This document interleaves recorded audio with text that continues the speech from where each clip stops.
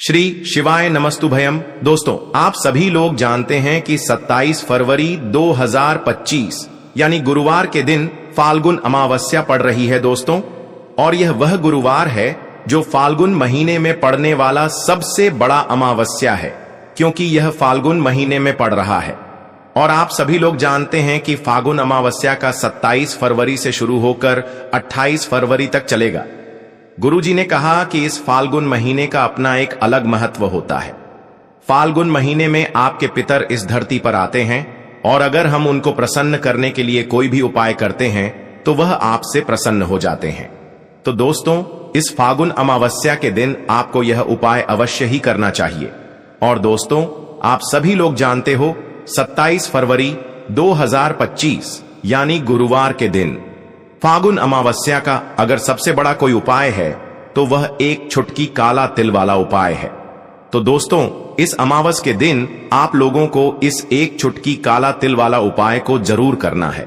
बहुत सारे लोग होंगे जिन लोगों ने इस उपाय को ना किया हो, मतलब पूरा साल निकल गया, उन्होंने किसी भी दिन इस एक चुटकी काला तिल वाला उपाय को ना किया हो। पर दोस्तों, आपके पास एक आखिरी मौका बचा हुआ है, जो कि गुरुवार फाल्गुन अमावस्या के दिन है। तो इस दिन आप लोगों को इस वाले उपाय को जरूर कर लेना है, भले ही आपने पूरे साल भर इस उपाय को ना किया हो। कि अमावस्या के दिन अगर इस वाले उपाय को कर लिया तो आपको इस उपाय को करने का वह फल मिलेगा जिसकी आपने कभी कल्पना भी नहीं करी होगी। इसीलिए आप लोग इस वाले उपाय को एक बार जरूर कर लेना, ताकि आप लोगों के हाथ से यह मौका ना जा सके और आपको इस उपाय को करने का फल मिल सके।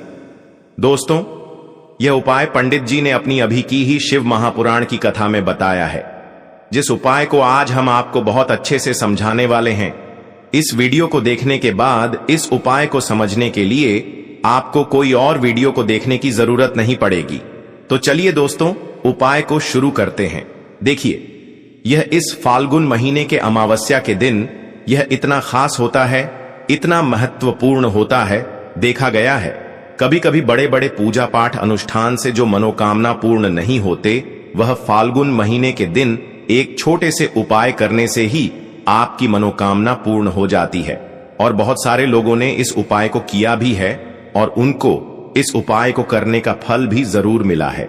अगर आप लोग भी इस उपाय को करना चाहते हैं तो आप इस उपाय को पहले अच्छे से समझ लेना, सुन लेना, उसके बाद करना। आपको इस उपाय का फल जरूर मिलेगा।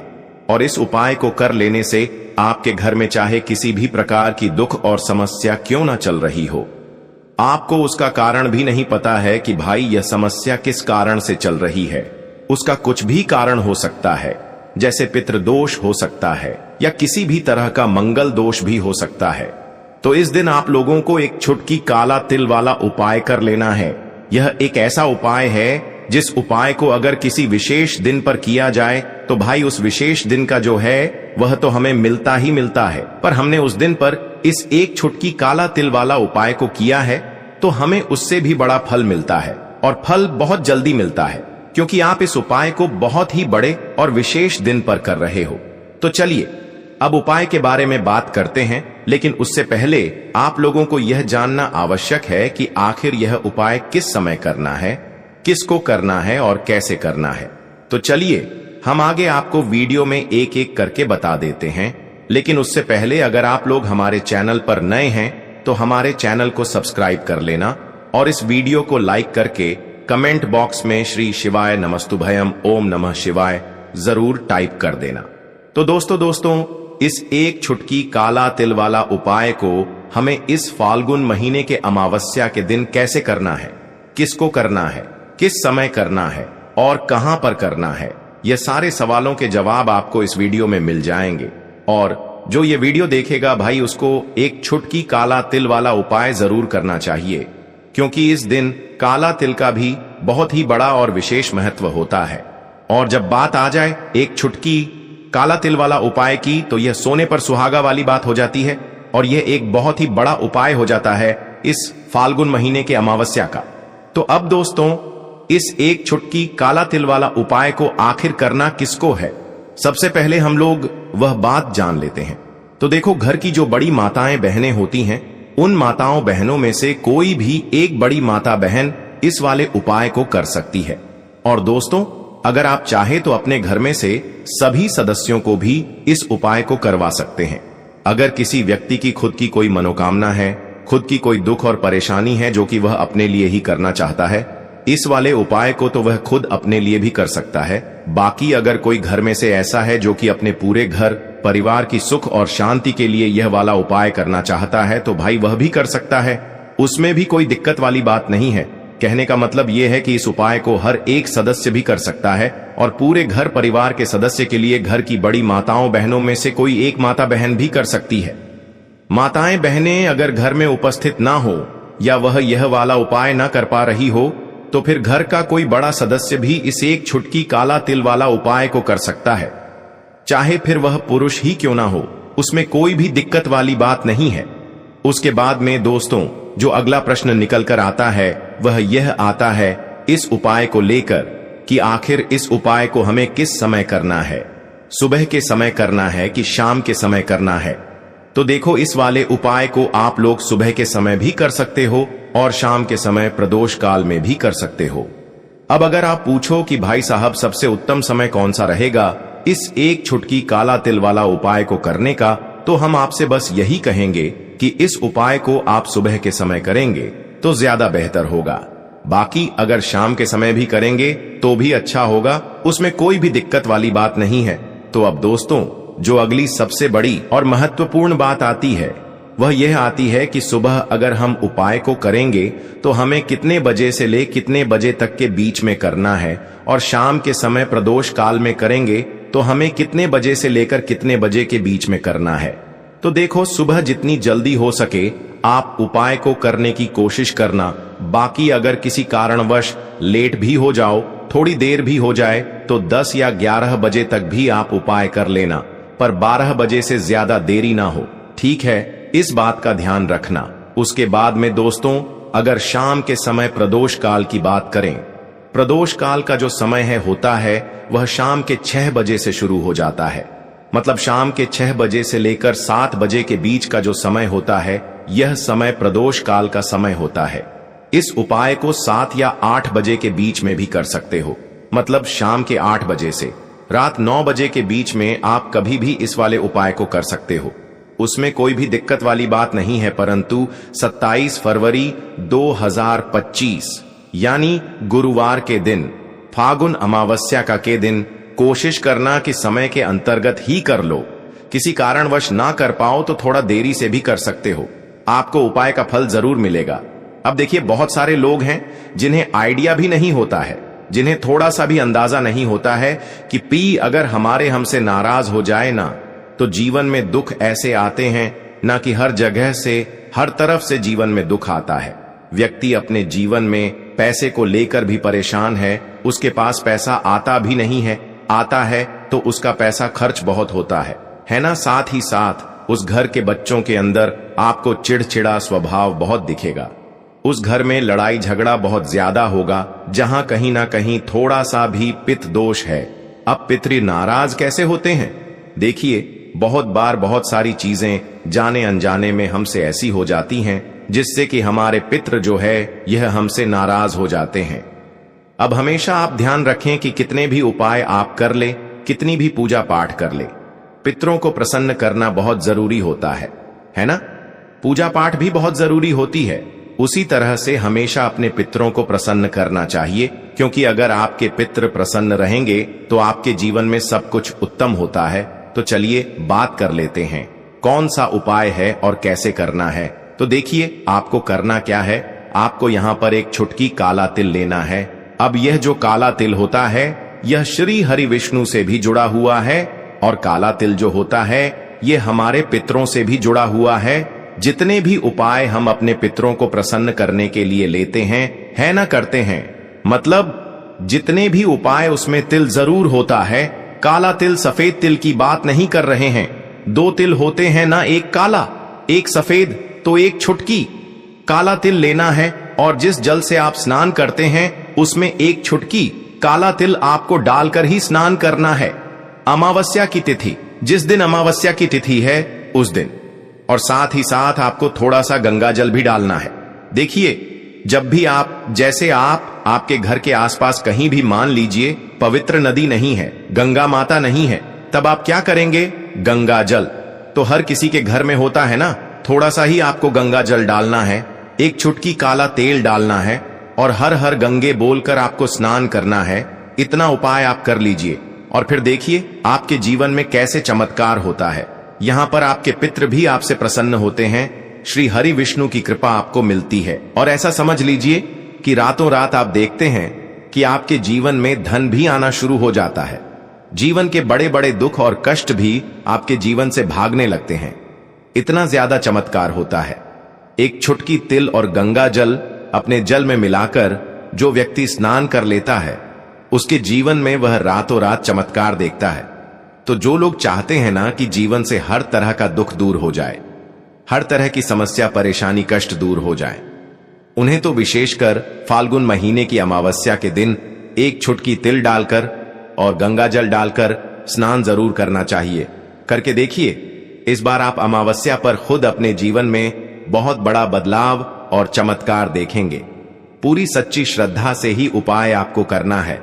तो देखिए, पहले उपाय की बात कर ली, अब बात कर लेते हैं दूसरे उपाय की बात कर ली, अब बात कर लेते हैं दूसरे उपाय की बात कर ली, अब बात कर लेते हैं दूसरे उपाय की बात कर ली, अब बात कर लेते हैं दूसरे उपाय की बात कर ली, अब बात कर लेते हैं दूसरे उपाय की बात कर ली, अब बात कर लेते हैं दूसरे उपाय की बात कर ली, अब बात कर लेते हैं दूसरे उपाय की बात कर ली, अब बात कर लेते हैं दूसरे उपाय की बात कर ली, अब बात कर लेते हैं दूसरे उपाय की बात कर ली, अब बात कर लेते हैं दूसरे उपाय की बात कर ली, अब बात कर लेते हैं दूसरे उपाय की बात कर ली, अब बात कर लेते हैं दूसरे उपाय की बात कर ली, अब बात कर लेते हैं दूसरे उपाय की बात कर ली, अब बात कर लेते हैं दूसरे उपाय की बात कर ली, अब बात कर लेते हैं दूसरे उपाय की बात कर ली, अब बात कर लेते हैं दूसरे उपाय की बात कर ली, अब बात कर लेते हैं दूसरे उपाय की बात कर ली, अब बात कर की। अच्छा, जो दूसरा उपाय आपको बताने जा रहे हैं, ये विशेषकर उन लोगों के लिए है जो लोग कहते हैं कि हमारे घर में क्लेश बहुत बहुत होता है, घर में गरीबी बहुत छाई रहती है, निर्धनता छाई रहती है ना, घर में बहुत ज्यादा पैसों की कमी रहती है, घर में बहुत ज्यादा फिजूल खर्ची होती है। तो जो लोग कहते हैं ना कि पैसा आता है खर्च हो जाता है, वह लोग अलग हैं। लेकिन कुछ लोग कहते हैं कि घर में पैसा ही नहीं आता है, खर्च कहां से होगा, पैसा ही नहीं आ रहा है ना। तो जिनके घर में बिल्कुल पैसा आना बंद हो गया है, उन्हें फागुन अमावस्या के दिन यह दूसरा उपाय करना है, क्योंकि अमावस्या की जो तिथि होती है यह श्री हरि विष्णु को भी समर्पित होती है और हमारे पी को समर्पित होती है। अब श्री हरि विष्णु ही है जो हमें हमारे जीवन में अधिक से अधिक धन देने का काम करते हैं और श्री हरि विष्णु को प्रसन्न करना है। अगर आपको तो ऐसा समझ लीजिए कि हल्दी हो गई और तुलसी मैया हो गई, ये दो चीजें उनकी पूजा में जरूर से आपको करनी है। दूर से तो आपको करना क्या है, आपको यहां पर थोड़ी सी पिसी हुई हल्दी लेनी है, बहुत जरा सी पिसी हुई हल्दी, 1 से 2 चुटकी इतनी ही हल्दी लेनी है और शुद्ध जल के अंदर आपको इस हल्दी को घोल लेना है अच्छे से। अब यह जो हल्दी वाला जल है, ठीक है ना, सबसे पहले आपको इसे कहां डालना है? तुलसी के पौधे में। आपके घर में तुलसी का पौधा लगा है, उसमें आप हल्दी वाला जल चढ़ाएं और फिर थोड़ा सा जल हल्दी वाला आप बचा लें और इस जल का छिड़काव अपने पूरे घर में कर दें। जितने भी कमरे हैं, आपके घर का मुख्य द्वार जो मेन दरवाजा है, वहां पर भी अंदर की तरफ और पूरे घर में हल्दी वाले जल का छिड़काव कर दें और हल्दी वाला जल ही तुलसी जी के पौधे में चढ़ा दें। अब देखिए, ऐसा समझ लीजिए कि जो व्यक्ति हल्दी वाला जल तुलसी जी के पौधे में चढ़ा देता है और उसके बाद अपने घर में इसका छिड़काव कर लेता है, उसे अपने जीवन में श्री हरि विष्णु से कुछ कहने की भी जरूरत नहीं पड़ती है। माता तुलसी और श्री हरि विष्णु मान लक्ष्मी ऐसी कृपा उसके ऊपर करते हैं कि वह व्यक्ति रातों रात धन में खेलने लगता है। मतलब उसके जीवन में बहुत तेजी के साथ पैसा आना शुरू हो जाता है, क्योंकि हल्दी आपके जीवन में सुख समृद्धि धन की वृद्धि इन चीजों को बढ़ाने का काम करती। आपके जीवन में किसी एक जगह से, किसी एक तरफ से धन को नहीं खींचती है, हर जगह से हर तरफ से धन को खींचने का काम करती है, क्योंकि हल्दी जुड़ी हुई है आपके गुरु ग्रह से। आपके गुरु ग्रह को बहुत मजबूत कर देती है और जैसे ही आपकी कुंडली में गुरु मजबूत हुआ ना, आप धन में खेलते हैं। दूसरी चीज, श्री हरि विष्णु इतने प्रसन्न हो जाते हैं जब आप तुलसी जी के पौधे में हल्दी वाला जल डालते हैं कि आपकी सारी मनोकामना को वह पूरा कर देते हैं। इतना उत्तम उपाय है। फागुन अमावस्या के दिन का यह उपाय आपको विशेषक जरूर करना चाहिए। तो चलिए अब जल्दी से बात कर लेते हैं अपने तीसरे उपाय की। देखिए, हमने आपको पहले भी बताया कि अगर पितृ नाराज है ना, बहुत सारे लोगों को अंदाजा नहीं होता है कि हमारे पितृ हमसे नाराज हैं। पता कैसे लगाएंगे कि पितृ नाराज हैं? घर में लड़ाई झगड़ा हो रहा है, घर में क्लेश बहुत रहता है, घर में कोई ऐसा व्यक्ति है जिसका स्वभाव बहुत चिड़चिड़ा है, हर वक्त लड़ाई, हर टाइम कुछ ना कुछ बोलना है ना, या फिर आपके घर में बहुत ज्यादा समस्याएं आ रही हैं, संतान को लेकर आप परेशान हैं, है ना, बच्चे जो हैं वह पढ़ाई में दिमाग नहीं लगाते। बहुत सारी चीजें ऐसी होती हैं जिससे आप अंदाजा लगा सकते हैं कि हां, हमारे घर में कहीं ना कहीं पितृदोष हो सकता है। अब देखिए, पितृदोष है या नहीं, उपाय करने से आपको हमेशा लाभ ही मिलेगा, कभी भी आपको इसका नुकसान नहीं होगा, है ना। तो हमेशा कोशिश करें कि अगर पितृ नाराज हैं तो उन्हें प्रसन्न करने के लिए उपाय करें, और पितृ नाराज नहीं भी है ना तो कभी भी आपसे पितृ आपके नाराज ना हो, इसलिए उपाय आपको हमेशा करना चाहिए, क्योंकि पितृ प्रसन्न रहते हैं ना तो घर में आपको अपने सब कुछ मिलता है, आपके घर में धन भी होता है, सुख भी होता है, समृद्धि भी होती है, बच्चों का स्वास्थ्य भी अच्छा होता है ना, सब लोगों को सफलता भी मिलती है जब पितृ आपके प्रसन्न होते हैं। अब अमावस्या के दिन पितरों को प्रसन्न करने के लिए सबसे उत्तम है। अच्छा, वृक्षों में 3 वृक्ष ऐसे होते हैं जिनमें हमारे पितरों का वास माना जाता है। उन्हीं में से एक है पीपल का पेड़, जिसमें हमारे पितरों का वास होता है। आपको क्या करना है, एक लोटा में जल लेना है, 1 लोटा जल लेंगे, उसके अंदर थोड़े से चीनी के दाने डाल लेंगे या गुड़ डाल लेंगे, कोई भी चीज आप डाल लें। अब यह मीठा जल आपको लेकर जाना है पीपल के पेड़ के नीचे, और पीपल की जड़ में आपको यह मीठा जल चढ़ाना है। जो व्यक्ति 27 फरवरी की अमावस्या के दिन सुबह के टाइम, ठीक है ना, सुबह के टाइम पर मीठा जल पीपल के पेड़ में अर्पित कर देता है, उसके पितृ कभी उससे नाराज नहीं होते हैं, और हमेशा वह व्यक्ति अपने जीवन में धन में खेलता है, धन उसके के घर में आता है, कभी भी उसके घर में कोई दुख नहीं आता, उसके जीवन में कष्टों के लिए कोई जगह नहीं बचती है।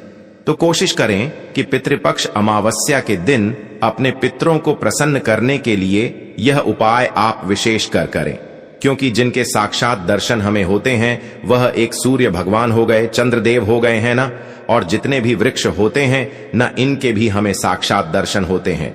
तो विशेष करी उपाय आप 27 फरवरी गुरुवार फाल्गुन महीने की अमावस्या के दिन जरूर करें। तो दोस्तों, ये थे पूज्य गुरुजी द्वारा बताए गए कुछ बहुत ही खास उपाय। अगर आपको जानकारी अच्छी लगी हो तो वीडियो लाइक करिएगा। मिलते हैं फिर एक नए वीडियो के साथ। श्री शिवाय नमस्तु भयम।